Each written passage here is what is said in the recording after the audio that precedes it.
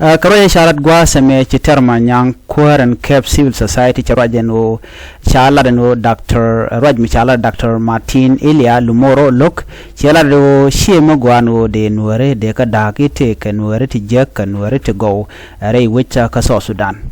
Ramadan and la riät me kiemen chirwaje me gak no termanyang Termanyang Ramkem Lakwar, Executive Director of the Center for Peace and Advocacy, Ramkel Mlalet Queen Malka, Mutia Misho Lare, Wika South Sudan, Jeramaniam Lamala both along. A large me laja tuba we mon ko ba jeling, Mitimi Jam Shalat, Kume, and a guard and a cool Mitimi Jekshi Lare, Wika South Sudan, Bemasi Beja Gor, Beja Garing Mon at the end by the Jack. Charjo me chajalare wonene a gentleman chalada kume kirme yadit ala kume marwaike jang chalada wo chaja condemn chalada nene a genetic role mishalada Dr. Martin Elia Lumoro DOJ Dr. Elia Lumoro ngai kondiale betur de beja nyot je bana kulu wakatin kondi chalat wude me jen chalke Dr. Elia Lumoro jen wude dan la riät man laro nueri teke nuerti jiääk take a bad Nuer, take a good Nuer. Can Nuer in content quality level and we hostile counties, tente hostile counties, can Nuer in content look at my yadi, so chagachu level and can Nuer to take and Nuer to jiääk.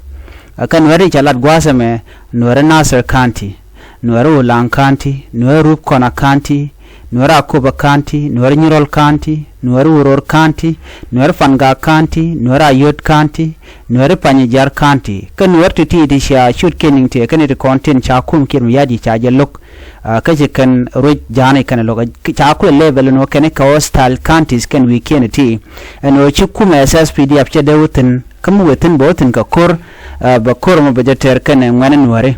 Chicani level no take Nuer jiääk kikala nuer jiääk kan teka nasero tinteka ulang tinteka rupkona tinteka kobo tinteka nyirol tinteka uror tinteka fangak tinteka ayut ke tinteka panyajar chala do nuer ti kan nuer jang ne kana long ano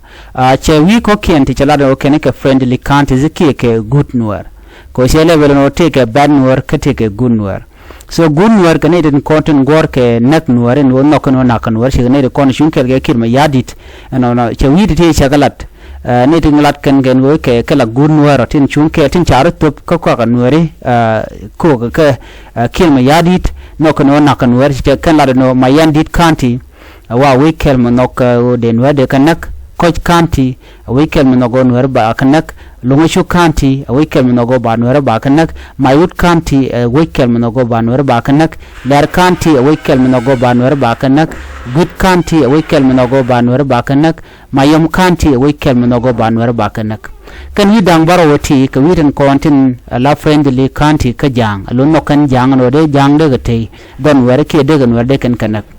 Kan wir tiere chala da wuri shalka Dr. Martin ne Elia Lumoro ngo wi dang baro ko wiren kon shunkel ke kirma yadit wi dang baro wi dang bangan ke wiren kon tin cha kirma yadit cha ka lok cikan ju cholo no ken la bet nuoro ne kin war ti jegalong kan wera go kan wera kon shunkan ga katin kon chala jela wi dang baro wi bangan cikan shung ka kel rai cha gulat gwasame wude shalka me termanyang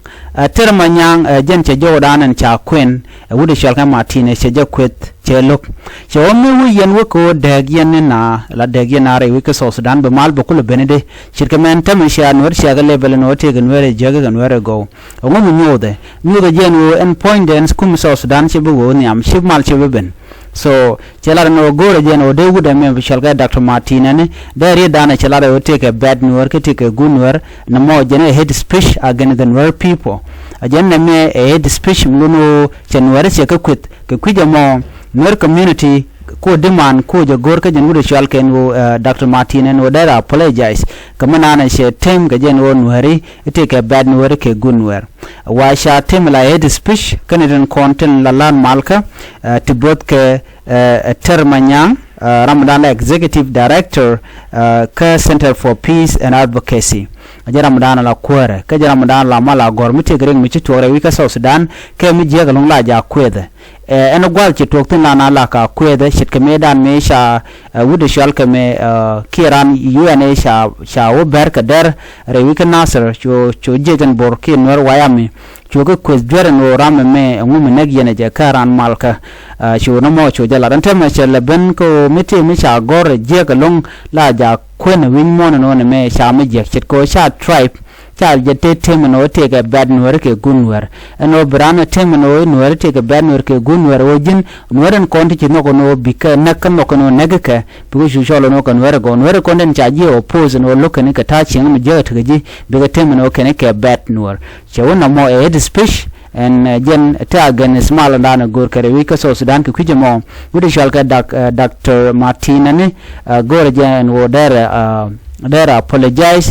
ke discussion dan en che lat ke queen war community ko ne me cha di palwe men gwada jor do bodan che lat ke je ba ji gor ke je men gwada yaniam ano den wada ka da ka den ne me shi ngwa ka chapter dan e shalat ke qui 2018 peace agreement la revitalized peace agreement me cha queen pinyen ne ta queen pinyen wo ba unify force ba je lalet ano ne te loka kangane ramye loka jengul shalka me kirmi yadit so kujimo tele nuere tele kerektene shaga de temno ke bad people for requesting national army in ode kanedin candidate deploy ka nasir shaga de temno no shaga de temno ke bad people alat kene jodian ko de kuma da jodian da jeling banu ko ga lo categorize no kene te ke bad nuer ke gunwer ne re kon bid lora bang a ching na ka nuere ke bit ken no shaga de lele no ko na ran te ke shona ko da shonda re jeter so mba nuer ba daga no bad nuer ke gunwer no mo she chong requesting unified force and would deploy canasir gen raidian ke mandate mishala re balalet ramadan logo ekim yadi ramadan de temno ramajeng janlong kum kim yadi ke kim yadi point la president dun South Sudan canadian content gor ke blindly no ne rekone chawingen chagan ni lo chicken goro ba chong ba lalet ki bam to ba jala kene de content yar ke South Sudan che jo mo che jo kwen kata dan en che jenonga je wude me wude shal keter manyang lede longa kwi malka jo me jen jo dan gorde nyak ke yekel ke kwida bana nyok ka la radien